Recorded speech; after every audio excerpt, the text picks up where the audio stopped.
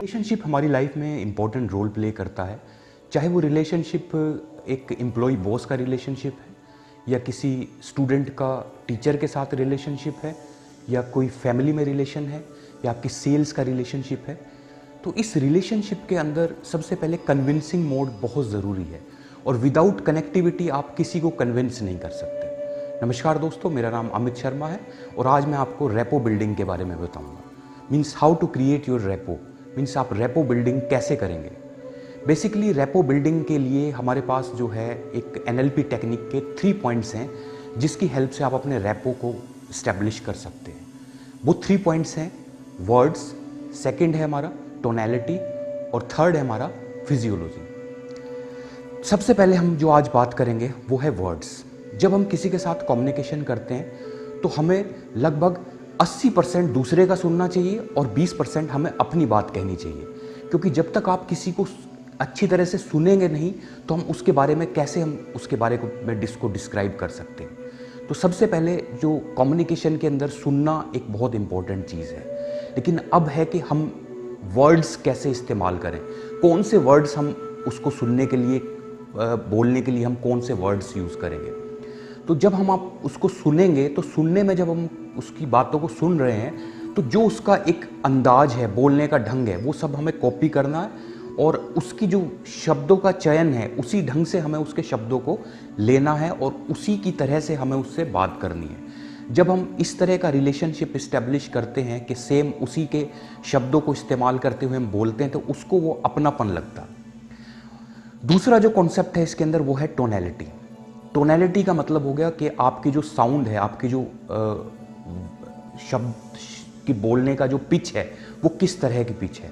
यदि आपके क्लाइंट की जो पिच है वो हाई पिच है तो हमें भी अपनी बात को हाई पिच में ही बोलनी है, और यदि हमारे क्लाइंट का जो पिच है वो लो पिच पे है तो हमें भी अपनी बात को लो पिच पे ही बात करनी है। तो इससे एक रेपो स्टैब्लिशमेंट हो जाता है। तो जब एक रेपो स्टैब्लिशमेंट हो जाता है तो उस आपके और क्लाइंट के बीच में एक कनेक्टिविटी बन जाती है।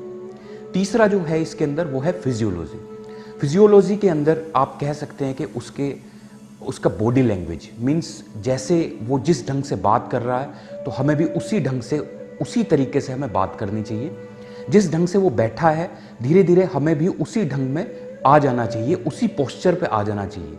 जब हम उसी पोस्चर पे आएंगे तो धीरे धीरे क्या होगा, हमारे अंदर और उसके अंदर एक ट्रांसफॉर्मेशन ऑफ कॉमनैलिटी डेवलप हो जाएगा। मीन्स एक समानताएं होंगी, और जब वो समानताएं होंगी तो धीरे धीरे वो हमारी ओर अट्रैक्ट होगा। अट्रैक्ट होने से हमारा जो कन्विंस लेवल है वो बढ़ जाएगा। तो अगर जो हम इन सब चीज़ों का ध्यान रख के एक चीज़ें हम डेवलप करते हैं तो हम एक अच्छा अपना एक रेपो स्टैब्लिशमेंट कर सकते हैं, रेपो बिल्डिंग कर सकते हैं। लेकिन रेपो बिल्डिंग एक सिर्फ एक सड़क की तरह है जिसमें कि हमारी फीलिंग्स का ट्रांसफॉर्मेशन होता है। मीन्स वो आप समझिए एक एग्जांपल के तौर पे कि यदि हमारी एक रेपो स्टैब्लिशमेंट हो जाती है एक व्यक्ति के साथ, एक क्लाइंट के साथ, तो उसके बीच में और हमारे बीच में एक रिलेशनशिप स्टैब्लिश हो जाता है।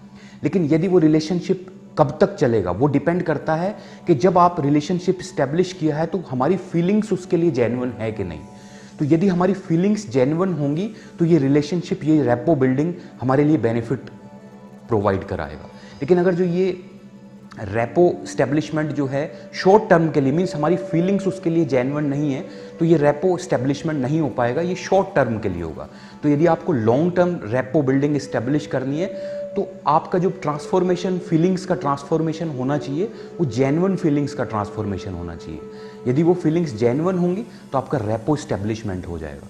ये हमारी दोस्तों ये लाइफ में बहुत इंपॉर्टेंट रोल प्ले करता है, क्योंकि किसी भी फील्ड के अंदर जब आप जाएंगे, जैसे कि वो एक रिलेशनशिप, जैसे कि आप कह सकते हैं कि बिज़नेस के अंदर जब हम जाते हैं तो हमारे जो क्लाइंट्स हैं उनके साथ हम कैसे डील करते हैं। जब हम जॉब पे जाते हैं तो बॉस के साथ हमारा क्या रिलेशनशिप है। यदि आप स्कूल या कॉलेजेस में हैं तो अपने टीचर्स के साथ क्या बिहेव है, अपने स्टूडेंट्स के साथ क्या बिहेव है, उनके पेरेंट्स के साथ क्या बिहेव है। तो ये इससे क्या है कि इन सब चीज़ों से एक रेपो स्टैब्लिशमेंट हो जाता है। यदि रेपो हमारी एक अच्छे लेवल पर डेवलप हो जाती है तो एक आप अच्छे वे से एक अपने सिस्टम को बना सकते हैं। ये वीडियो आपको अच्छा लगा हो तो आप इसको शेयर करें, लाइक करें और मेरे चैनल को सब्सक्राइब करें और बेल आइकन को भी प्रेस करें, जिससे कि टाइम टाइम पे आपको नए वीडियो का नोटिफिकेशन मिलता रहेगा। Thank you.